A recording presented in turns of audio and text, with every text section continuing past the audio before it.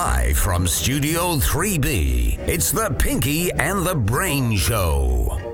The Pinky and the Brain, yeah, Pinky and the Brain. They started up a podcast so Jeremy can complain. They talk about their life, news, sports, and Twitter fights. Brandon's kinky, they're Pinky and the Brain, brain, brain, brain, brain, brain, brain, brain. How are you guys doing? Hello. And a grand entrance. Right, I know. You guys are just going to have to deal with this today. I mean, So I guess we're doing another sort of drunken podcast. We're drinking. I don't think we need drunker. to keep telling people that. I think they're catching on that every podcast. yes, every we're always episode. drunk, but I don't think I'm like, I don't feel like I'm any drunker than normal. I mean, it's 1:30 in the afternoon. I think it's really your proportionalism of drunkenness Yeah. to time in the day might be a little excessive. Yeah. But who am I to say? Say that one more time.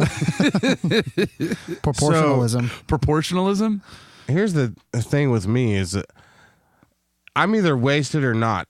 There's only two speeds. Two speeds. Yeah, you're perfect. So In like if 6 it's Friday, beers in, but It's like that a window is so small. It's like a golf cart. There's reverse and forward. There's no pretty much.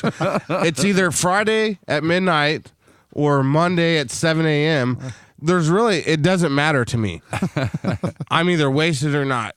And I'm halfway there, I would say. Well, and we drank yesterday, helping me move. We in. did do that. And yes. it's funny. So Jeremy was down at my place. We did a podcast that will chronologically, I don't know where the fucking time it'll be, but It will have who played. cares? It will have played before this, so Yeah, so you so will if have you're- already enjoyed it. So if you're a dedicated listener, it will precede this one. But so me and Jeremy were drinking, and we stopped and got some vodka from my place, and we were unpacking. Yes. So after Jeremy left last night, I was pretty drunk. I was pretty buzzed, and it was, I don't know, what time do you What'd know? you do? Stick around and bang my sister?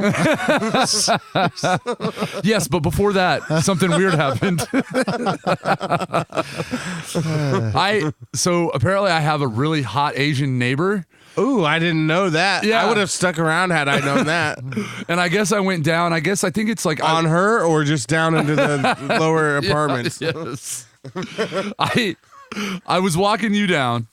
And then I guess Autumn was with me or something. It was Okay. either when I was walking you down, or again, it's kind of shady because I've Maybe been when you hanging out guys with got all back day. from dinner or something. Yeah, no, it was but it was earlier in the day. So, anyways, so there's so my hot Asian neighbor is like, and not neighbor like literally right next door, but on my floor. But luckily, Now, down all a you guys ways. need to not close understand is enough. Brandon moved into La Boca Vista. If Yes. you know, if you're a Seinfeld Seinfeld fan, he moved into like an old folks home, basically. Yeah. So the thing is, it's a luxury apartment, so it's super nice In the and- sky. Yeah, it's super nice, but that means that there's a lot of like retirees and there's a lot of old money, I guess I'll say, and then fucking me. You're about to get like a sugar mama type Yeah, thing? I think La so. Boca Vista, baby. I met my neighbor that is directly across from me, and her name is Rose. She was super Yes, nice, though. Rose, and which Dude, I mean, go and Rose my is the She was like perfect old lady. she was like Rose And- from the Titanic. Like Jack had died and left this place to her. But Like, let me tell you, let me point out my fucking love of the Golden Girls, and I live next to Rose. Yep. Yep. You gonna have and Golden she's Girls awesome. night, maybe? Maybe. Yeah. But she's so sweet. no, So- she actually invited Brandon over for a beer. Oh yeah, wow. and she's like, I don't know, what would you say, Jeremy? I think she's about 60, maybe. She That looks makes like- sense. Yeah, maybe. But she was so super But nice. I haven't told you this, so I've still got Oh, to. she offered you sex? I've still got to finish the other story about the Asian, but since we've gotten off a tangent on this story, I'll just button this one up real quick. Yes. So I saw her this morning when I was going downstairs, and you know what, Jeremy, you're gonna love her. She was at the Chiefs practice. Oh, training camp, baby. Yeah, training camp. And so she said she bought, and she's so sweet, you know, she's kind of this older woman, and she's like, I bought a couple of footballs, but it was raining, so I couldn't get any of them signed. So I guess she just got a car full of footballs now, but super sweet woman. So, but yeah, she actually went to the Chiefs training camp. Nice. So to address the earlier story, so So I think now that I'm thinking about it, based on the details I was given from Autumn, because I remember zero of this, it was when she first got there. And by the way, everybody, met her. Autumn's my sister who Brandon bangs. Thanks a lot for that. If you're jumping in, it's Jeremy's half sister who I also date, and is date. That's what we call it. We're BFFs, me and her. But anyways, so I go down, but it's a complete open relationship. She Go dates down in what way? I'm sorry. Go ahead. Let's get through this. Okay, story, creepy Jesus. brother. Creepy brother. Yes, that's how I want to be viewed, as creepy brother. So but anyway, so the thing is with me and Autumn, it's just like we're good friends. We hang out. You know, we're affectual. We have the physical side, but we're not tied down to each other. She goes on dates, I go on dates. But anyway, so I went down and I met her to let her in, and I had my hot Asian neighbor that I had never met before was walking her dog, and she was coming in at the same time. And so we all got on the elevator together, and I guess I gave Autumn a big hug and like kissed her on the forehead, and then looked over and introduced myself to the Asian girl and, oh, hey, you're my neighbor. I live on 4-2 and whatever. And then I guess we got out of the elevator and I just awkwardly for like 10 minutes just hit hardcore on this Asian girl in front of Autumn. And Autumn said like, this girl was like looking at her like, and I was just hardcore like hitting on her, and Autumn was just like kind of trying to give her hand signals like, Autumn it's on okay. The forehead, maybe you could get away with saying that's your sister, maybe? Yeah, it's my sister, or... She comes and stays every weekend, and you hear lots of noises from my apartment, but it's my sister. Yeah, so. it's we do yoga together. And yeah, but so I guess like that was kind of awkward. I kind of hit on her a little bit. But you got everything moved. Everything's good. You're out of your old place. No. That's all right. Oh, God, that is, no. Well, I got like a quarter move. Gary I got came like over. A quarter move. Old Gary came over. He helped the move. That was awesome. Yeah. Well, I mean, Gary, he really was helping with like all the little stuff. And Gary is my dad. For the listeners. As we basically had heart attacks moving the big stuff. Yeah. So yeah, it was okay. So I have this couch that I bought from Nebraska Furniture Mart when I moved into this new place. I bought it from when they'll deliver it. NFM. Yeah, it's called the pacemaker is what they probably should call it. So I had this thing delivered. So I've never had to lift it since I've owned this couch. Right. Yeah. It's a nice brown leather couch, but it's an automatic reclining. Beautiful piece of it's beautiful. It's beautiful. I mean, we fucking scraped the shit out of it moving it. It was beautiful. Yeah. But now it's not. But anyways, the thing about it is an automatic recliner. So it's got like you hit the button, it's like brrr, and automatically does it. Well, the thing about that is it's got a goddamn metal frame.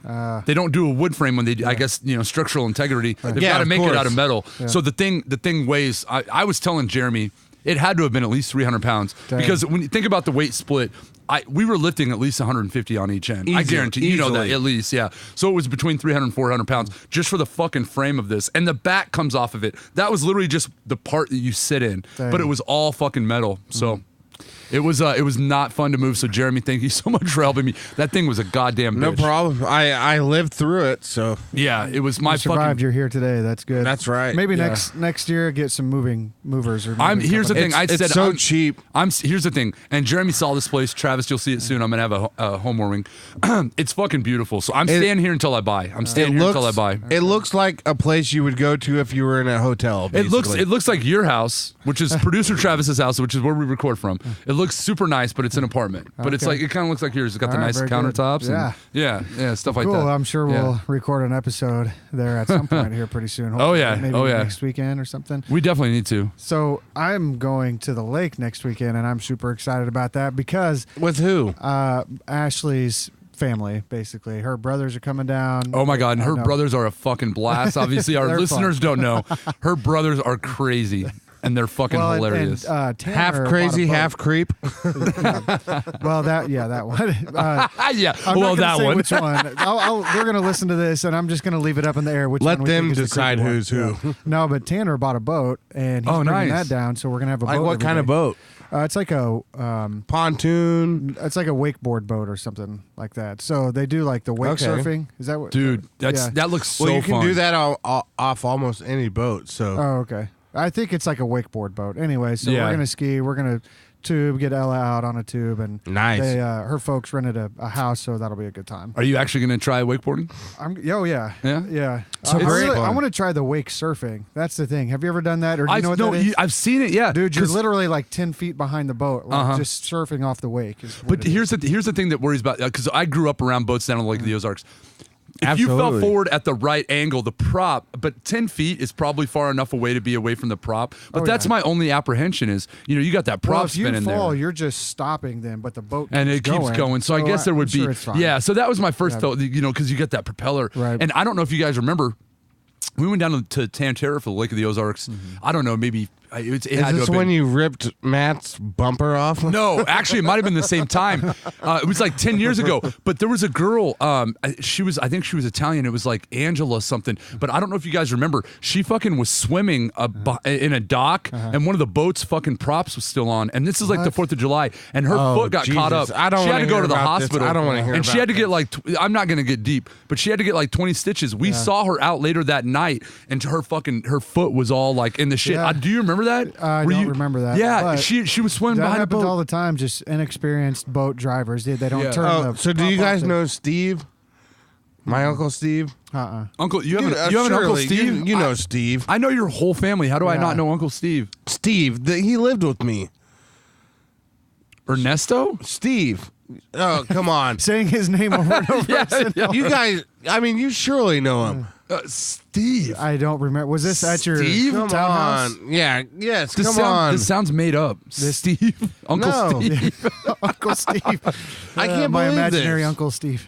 I don't. Yeah, no, know I who you're don't. talking I don't. about. No, Jeremy, I'm I sure. know. I know think everybody. it's the guy that was like really good in audio. Yes. That guy. There we Okay. go. All right, it's coming back to me. What? Yes. Yeah. And well, he fell down my you stairs. remember. He fell down my stairs one You time. remember. He fell down my stairs one time. And I woke up the next day and I went downstairs and a tooth was laying. A tooth was laying on the bottom of the stairs. Oh shit! So that was Where was crazy. he? Was he laying on the bottom He was of just the stairs? he was just sleeping someplace. Missing a tooth. My uncle. How is that anything to do with the lake? Well, that's a good point. Like, yeah, I have no idea how this relates to the lake now. Oh well. All right, that'll so be a good. You know time, how you lose teeth in the Ozarks? yeah. I mean, that almost makes sense. Well, you know what? There's actually some crazy shit. There was like a huge like snake that got loose in the Ozarks like a couple years ago, like an anaconda or some bullshit. Yeah. Oh shit! And My then there was like anaconda don't want none unless you got buns, hon. And then I guess somebody had reported seeing like basically what they're calling like a freaking tiger or some bullshit, or it's probably like There's- some huge mountain lion. I wonder because there's like, so again, I've been going down there since I was a kid in the summers, and I think these are like urban legends because I've also heard about piranhas. I've heard That's what it like was. urban Anaconda, legends. Yeah. Oh, like they find piranhas down in the Ozarks, and it's one of those things where like I feel like I don't know if you guys have ever seen The Great Outdoors. It's an old yarn like about a bear with no head. Have you ever seen that? Now there was a thing that came on like a week or two ago that somebody had found a fish in the I don't know if it was the Ozarks or what, but basically it was like a cousin of a piranha that had like human teeth. what? What? This And I'm better like- not be at the Ozarks. Yeah, I'm not willing to jump into a fucking river or a lake if this is what's going on. All right, so or gar? Have you ever seen a gar? So Yeah, okay, yeah, yeah. so I remember. Okay, so it's crazy. It looks like a swordfish, so it's got like a long bill or like nose, and it has these teeth that literally they look like fucking little daggers, Yeah. and it's long. We were at Jesse's and she took me out on the jet ski, and I was behind her. And one of these things had died, and so obviously, it's a lot of fish. I guess they float when they die because I guess their body produces gas that makes them float. This thing was floating, and I looked down, and I held on to her like a goddamn. I'm like, we are not going over. I did not know those. Nobody told me those are here. It was like a fucking swordfish with like these dagger teeth. I could not fucking believe it. Okay, I think that's enough drunk talk for now, at least. So let's go ahead and move forward with our next segment, which is going to be our interview with Tyler Ostenfeld of Tin Thumbs Productions. hey guys, what's up? Travis and Jeremy here. All right. As you know, we generally record the podcast over the weekend, but this week we were able to do an interview. So we got together earlier on in the week and recorded an interview with the founder of 10 Thumbs Productions, an overall interesting dude, Tyler Ostenfeld. We got into some pretty interesting conversations. He's made a successful YouTube channel for himself. He's got over 172,000 subscribers. His videos have almost, 25 million views almost.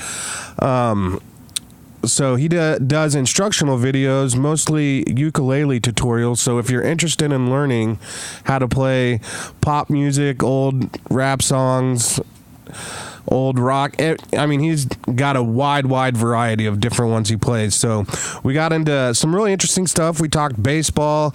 He is currently living in Medellin, Colombia, which is a trip in and of itself. So we got into Latin America and all the places he's lived down there.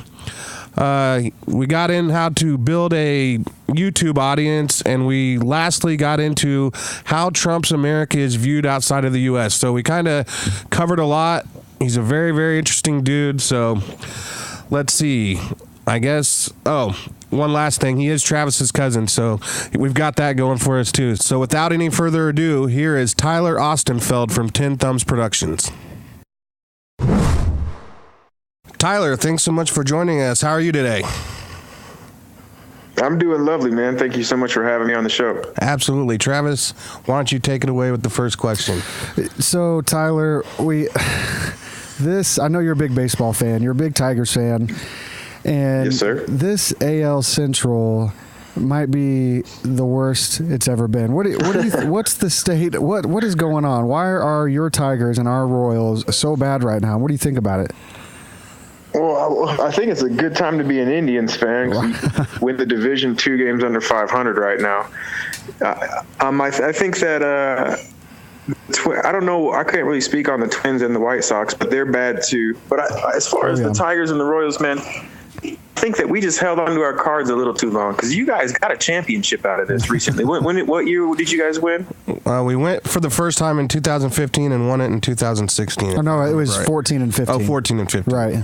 14 and 15. Mm-hmm. So, I mean, the farm system for you guys, you trusted the process and it worked out for you. And, the Tigers went the other way. We went the Yankees route and, we had Miguel Cabrera and we still do for another 7 years and all these. But I think we just kind of held on to our cards a little too long, man. And the window shut, and that's baseball life. When you live in these markets, we're not Yankees and the Red Sox, we're the Royals and the Tigers.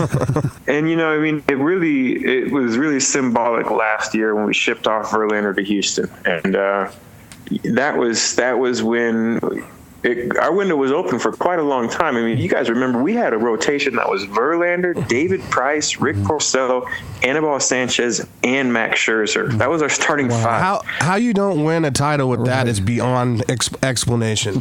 All right, well, one last thing to wrap the baseball stuff up. It sounds like just like the Royals, the Tigers are going to be tearing this thing down to build it back up. And what sucks about baseball, basketball, football, most of these other leagues, you can flip it around pretty fast. Unfortunately, I think we're in for some pretty rough couple of years while we try to build this thing back up. So, big time. Unfortunate. But all right, well, before we get to the YouTube stuff, I first just wanted to ask a little bit about your upbringing, where you're from originally, and how you ended up perusing all of Latin America over these last 8 or 9 years or however long it's been. Yeah, man, I didn't really see it coming in the cards. So I was born in the state of Kansas. I'm a Kansas dude too. I was born in 85, and I think that was 80, and the Royals won in 86 too. So I got to see one. Was it 86 or 85 the Royals won? 85. Yeah, so I was like 3 months old when they won that first championship. So I'll take credit for that one. Right. And then, my dad worked for the YMCA, and the YMCA, if you are so inclined, has opportunity to be mobile and a lot of opportunity for growth laterally, as opposed, if you stay in one camp, maybe you never you always have this one job, but there's always jobs opening up all around the country. So we bounced around quite a bit, and moved to California when I was 3 years old. And we were there till I was 10, and that was out south of San Francisco, like the Redwood area and Sequoias, and that was beautiful, man. And then we moved from there when I was 10 to Southwest Michigan, where I ended up living there, going to college at Michigan State. I'm a Michigan State alumni, so I lived in Michigan for 15 years. And when I graduated from Michigan, through the YMCA again, which had given my dad this whole life and opportunity and me up to that point, I went to the YMCA of Colombia in Bogota to volunteer for 4 weeks. And those 28 days have turned into like 9 years. Wow. All right. So now is it through this that you ended up moving around down there as well? Because I know you said you had been, let's see, Bogota, Medellin, you went to Argentina, and now back in Colombia. So that's correct. A lot of moving around. Well, so my volunteering opportunity was in Bogota the first month, and I was living in Bogota, and believe it or not, so there was this bus strike when I was there for 6 months, and I was working at a university as like a teacher's assistant. And there was a bus strike, and there was no transportation in the whole city. So I didn't have any work because there was no buses and you couldn't get anywhere. So I flew to Medellin for a week. And while I was here, I went to the YMCA in Medellin just to say hello and introduce myself. And there was a group of Afro-Colombians that are actually scholarship students from the U.S. Embassy. And the director of the largest English institute of the city was at the YMCA. And we did this like circle activity where we introduced ourselves. And, I said, hi, my name's Tyler, I'm a teacher. And they offered me a job on that spot. Wow. So I said, all right, fine, that's cool. I got to finish my contract in Bogota. So I went back to Bogota, finished my work contract, and then I just packed my stuff and moved to Medellin. Interesting. And so, but to how that wraps around to the YouTube is I met a girl here, and then one day we were drinking coffee, and I was like, hey, I'm kind of burnt out on Medellin. I think I'm going to put my stuff in a bag and take a bus to Buenos Aires and just try to make a living down there for a little while. And she said, all right, that's cool. I'll go with you.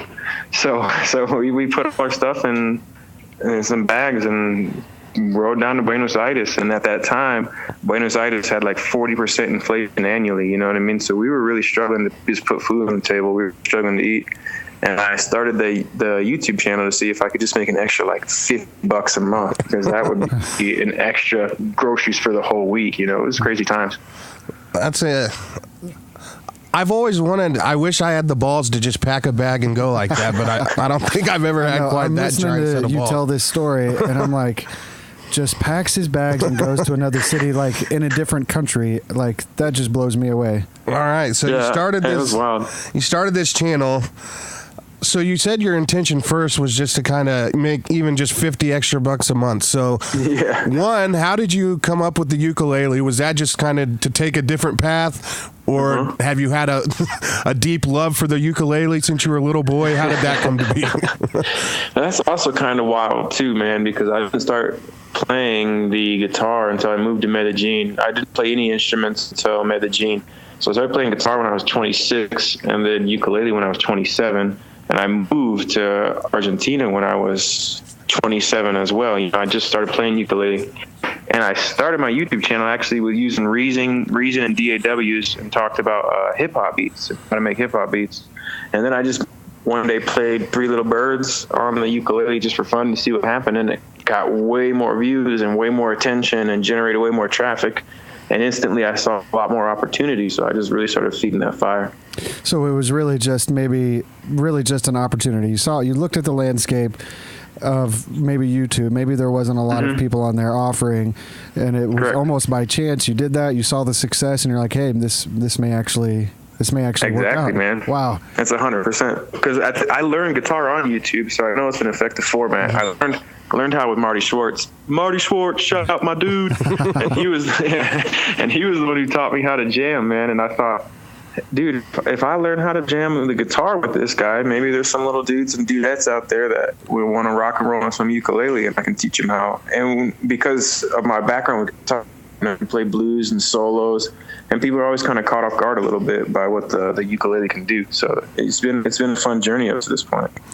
Well, you have a lot of videos, and I don't even know if you'd be able to answer this, but is there one particular video that you can think of that maybe you had like the most fun making? Maybe not necessarily the most successful or the most views, but one that you just had a lot of fun making?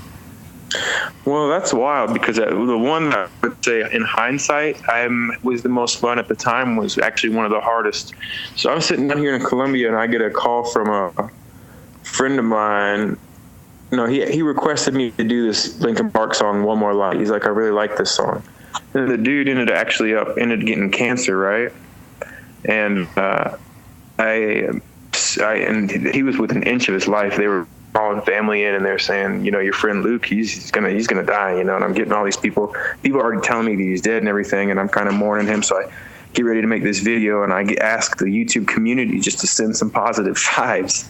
And we did this video, man, and people were so kind and so receptive for this song. And then this dude, like within the 11th hour, his lungs kicked back on, his kidneys kicked back on, and he's still walking around alive today.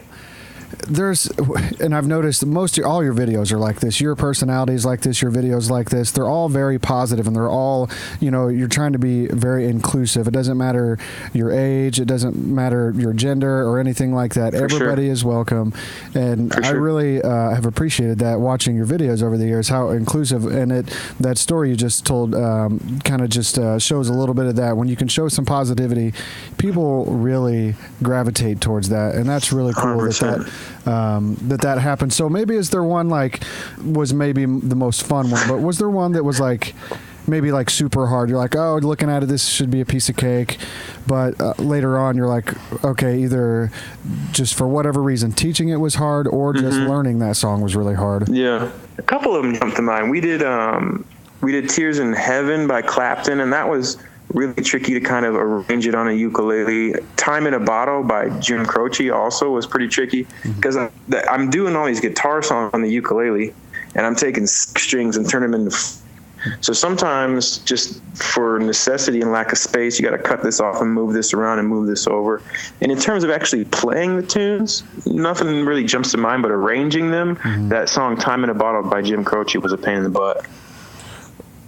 All right, let's see. So you've managed to build a very successful channel, I would say. You've got 172,000 subscribers.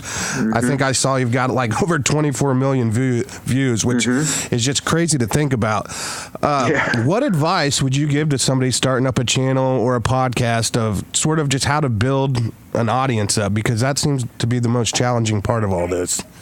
Yeah, it's tricky because you want to go with something that's obviously people are going to watch, like if your specializing niche is cross stitching while you're sewing a quilt, you're going to like 7 grandmas, so you got to kind of think about your niche, and you have to kind of, if your niche is already popular, approach it from a different way. But I think that the two biggest keys, at the risk of sounding cliche, are enthusiasm and consistency. If your people know that you're going to make a video every Wednesday, then they're going to come. And if you interact with them and you ask them questions and you listen to your audience and you do it enthusiastically, because you're going to get a lot of people being jerks and saying wild things, who just take everything with a grain of salt and hear what they're saying, and you're enthusiastic and consistent, that's the best way to do it. All right. Well, we got a couple more questions, and then we can get you out of here. I'm having a great time, man. First of all, everything I know about the area that you're living in and the area you've spent, I think I've learned from Narcos. And I can't imagine it's all bad like that. So what's maybe something interesting or cool about the area that maybe outside people might not know? Well, I mean, there's a lot of things that maybe you've seen on CNN, like good and bad. We have a really nice transportation system. It's one of the most integrated transportation systems in Latin America. It's an elevated train that connects to buses that have their own lanes, also connects to a tram system, also connects to a cable system like a gondola system, and the buses, and you can kind of integrate it and travel around the whole city, for $1. So there is this mobility to it and this newness to it. But one of the cool numbers that I like about this city is there's 6,000 different types of flowers, trees, and birds in the actual city proper alone. The mountains, the green, you can see pineapples growing outside of apartment complexes and things like that. In terms of flora and fauna, this is one of the richest places on earth. Well, I would definitely like to come see that eventually. That sounds For awesome. sure. Yeah, it's so awesome. All right, I got one more, and then we'll throw it back to Travis, see if he's got anything else. Now, we don't have to get into any political specifics or anything like that, but let's just say we're living in what seems to be one of the most divisive moments in U.S. history. The president's insane. The media does nothing but focus on negativity. It's a 24/7 loop. And, even sports over the last 2 years or so have become very politicized. And I'm always curious, what is the view of the United States from outside the country? Well, I think that there's always. I live in a poor country with poor people, and that just got over 55 years of civil war. We're on the up and up. We're moving in the right way, but I see, people eating out of trash on a daily basis. You know what I mean? Like that's not. I mean, I see people licking other yogurts. People who have finished that. I think that in a place like this, they look up to the USA. You guys have public education for everyone. You have the best universities in the world. If you have a heart disease, there's a doctor for you. The innovation's there. The sports are there. Hollywood's there. I think that right now people are struggling with understanding why Donald Trump is the president of the United States around the world a little bit. Yeah. But I don't think that people have a negative perception of the United States in general. I think it's, at least from the developing nations, from Latin America, from South America, you can see that the fact that people from El Salvador and jumping over a wall, knowing that they can be separated from their kids and they're still taking that risk to go to the USA, speaks volumes to what people really think about the USA. You know what I mean? Yep. And the word that kept popping in mind as you were giving that answer was perspective. And I think we've lost all perspective. I think what we're seeing in the U.S. right now is what happens when you sort of solve all of life's big problems and then you just focus in on the littlest crap all the time. Right. Yep.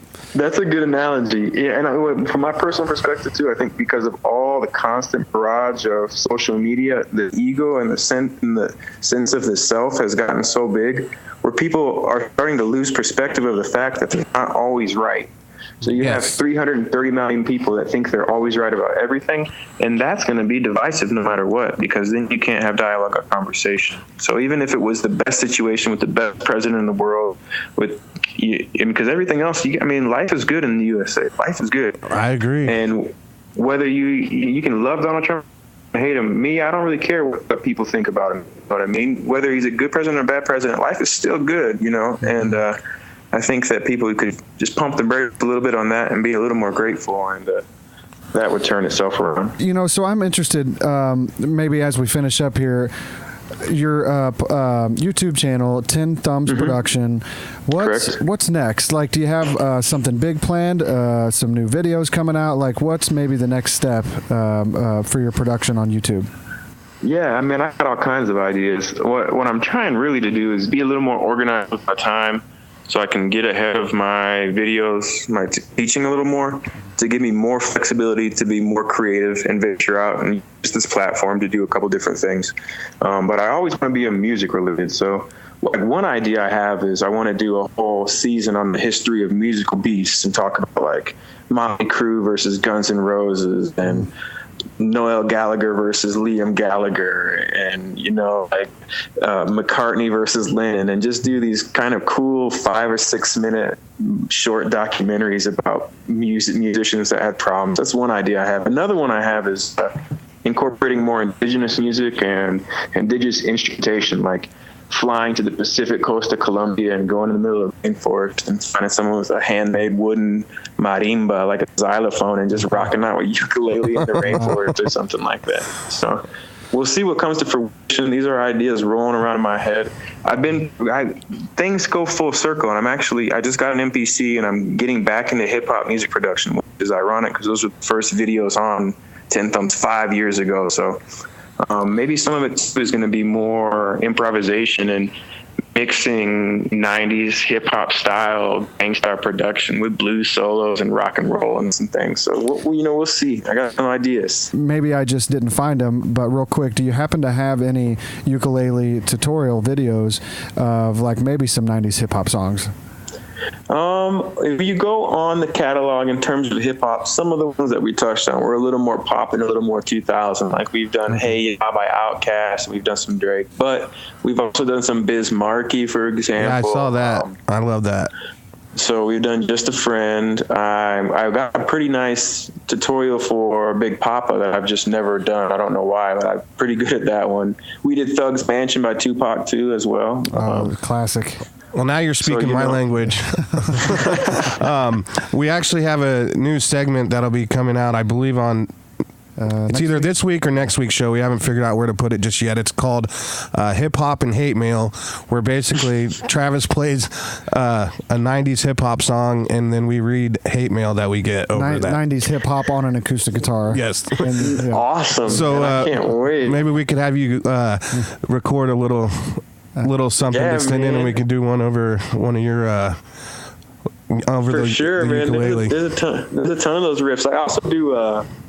I also play a pretty wicked cover of what's that one MC Hammer joint?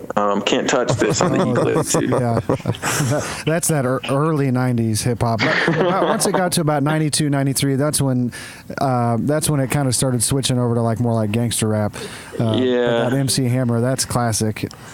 Well, and the reason too I picked that up is because I'm a Rick James fan, and actually just because he sampled the bass line. But actually, with the version I play is Super Freak, because that's my tune. So I'm actually jamming Rick James. You know what I mean? All right. All right. Well, we really want to thank you for coming on. It was a very interesting talk. You're a very interesting dude. So we really appreciate you coming on. So I know you got the 10 Thumbs Productions. Where else can we point people to see your videos, wherever other locations you're on, social media, anything like that? Yeah, you guys can find me at 10thumbspro.com site. You can find me at 10 Thumbs Productions on YouTube, on Instagram at 10 Thumbs Pro, 10 Thumbs Productions on Facebook, and the funnest stuff's probably on Instagram. If anyone's interested, that's probably where I have the most fun. But we'll definitely those are a good place to get started, and we'll definitely link to all those in our show notes, so that way we can try to send people your way. It's worth your time if you got a little bit of time to kill, especially if you want to learn any of this stuff. It's very high quality, well-produced videos, so you'll like it if you want to learn. Yeah, plus some photos of Colombia if you hop on my old Instagram with some travels and then some action, you know what I mean? Well, if there's any of those ladies on the Instagram, I'll be heading over there very, very soon. They're around town, that's for sure. All right, well, I want to thanks again. You got anything else, Travis? No, I just wanted to say thanks for coming on. It was such a great conversation, and we're definitely going to have you back on later down the road and maybe talk about some 90s gangster rap. Yeah, man, for sure. Have me on anytime. We can talk baseball. We can get into what it's like to live in 40% inflation in Argentina when you're living in a one-bedroom apartment. The gas doesn't work. We can get into stories about sleeping on park benches and traveling at night. And I got a ton of them, man. I mean, we can get stories about marches and protests. I got a ton of them. Just let me know. I'm happy to come on whenever you guys want me on. All right. Thanks again. All right, Tyler. Have a good one, man. Thanks for coming on. Cheers, guys. Take care. Hey guys, producer Travis here, and the guys have given me the honor of introducing this next segment, which we are calling Drunk with Jeremy. I know what you're thinking. Jeremy is always drunk, but this is a little bit different. This is where we basically get him really drunk and let him try and tell a story, tell a joke, and in most cases it fails miserably. But it's for your pure entertainment. So I hope you enjoy the very first episode of Drunk with Jeremy. We've had an interesting Sunday. Jeremy, I think, woke around 5 a.m. and started drinking. True story. So is my mic on? For fuck's sake. You guys haven't fucked me totally, have you? So yes. Okay, we're good. taking a different approach this week. So I'm gonna be leading, and please forgive me if I misstep. I'm not a great host, but We'll see how it goes. I'm sure you'll be we'll just see how fine. it goes. Yeah. But yeah, so we had a family event this morning at Chuck E. Cheese, and it's very interesting. So I don't know really regionally. I'm not really sure if Chuck E. Cheese is a franchise. I think it is. I'm maybe? sure it is. Yeah. So Chuck E. Cheese, we had a birthday party. So Jeremy's sister had a birthday party this morning at Chuck E. Cheese, and they were able to do a VIP where they opened early for these mofos, which they probably didn't open early, but that's a reserved spot. Basically, whatever. Yeah. But it was 9 a.m. Okay, so Chuck E. Cheese opens at 11 a.m. And so the 2 hours they literally had the run of this place. Yep. All the kids that were obviously invited specifically to this the podcast, to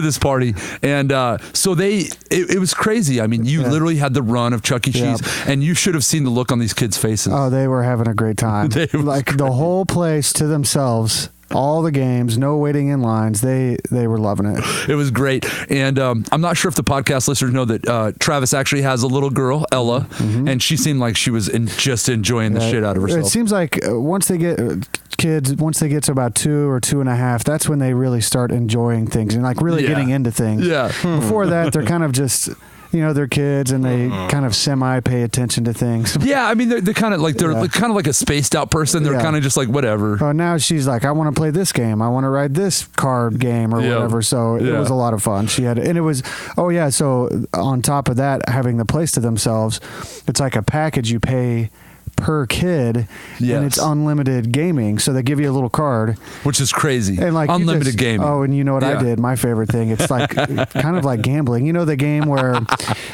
you stick like a coin in, and it drops down, and then it pushes coins out of the machine. It drops down and push. Dude, since you can do unlimited, I was just like hitting it like button after button. We got like 200 tickets in like 5 minutes. So secret at Chuck E. Cheese.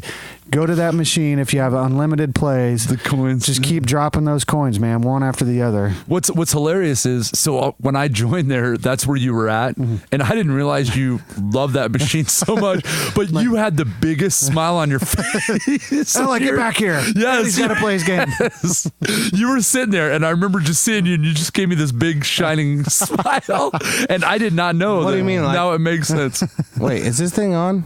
Yes, it's on. Okay, Jeremy. good. I can not hear myself at all. Here, I can Really? turn up your headphones. Is Please turn me up because there's nothing I love more than hearing myself talk. So I mean, everyone knows that. So there we go. Is that better? Yes, there we go. Now I can really get into it. Oh my god. Oh my God. I feel you're making me blush. Oh fuck yeah. Fuck yeah. So the stupid Chuck E. Cheese place. Me and my dad, we first went. We asked for a beer. They're like, "Oh, not till 10:30." And this is at like 9 a.m. by the Yes. way. in a children's pizza place. Establishment. Yeah. Screw you.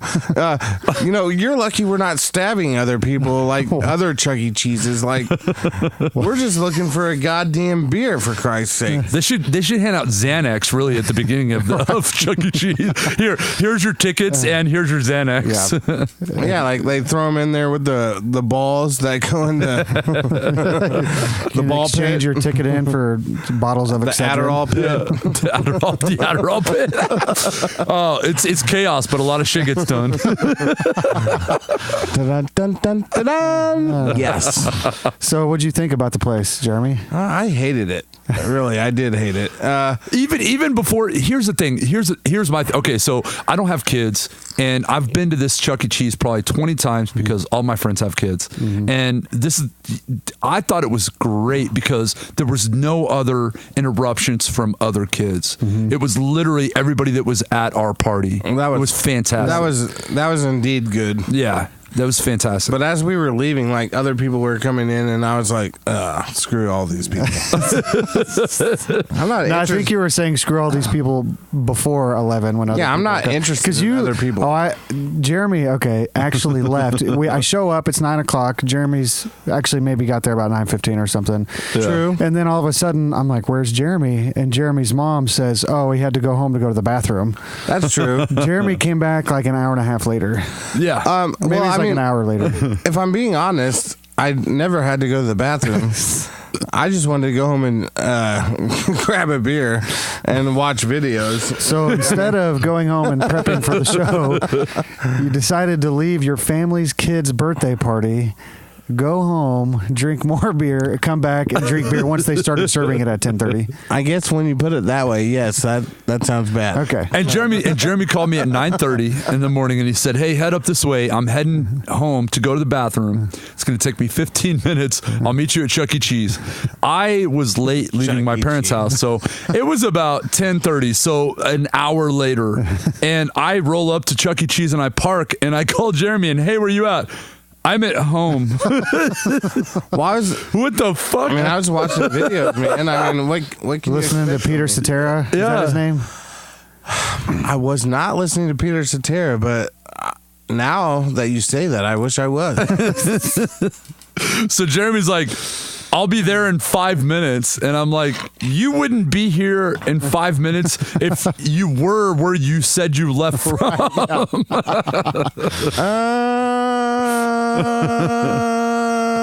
Yeah, that's true. So this is going to be kind of a modified podcast. I think I'm going to kind of take the lead on this one, but we love having Jeremy here. We love it. Yes. And I think Travis, life-altering mistakes. There you go, Jeremy. so we've got these little sound bites we're going to be throwing in. And as a matter of fact, Hit it again. Hit it again. Here's to giant, life-altering mistakes. some of these are actually going to be cut out straight from Pinky and the Brain, and some of these are going to be external. Yes, from and I mean, different. that one is a great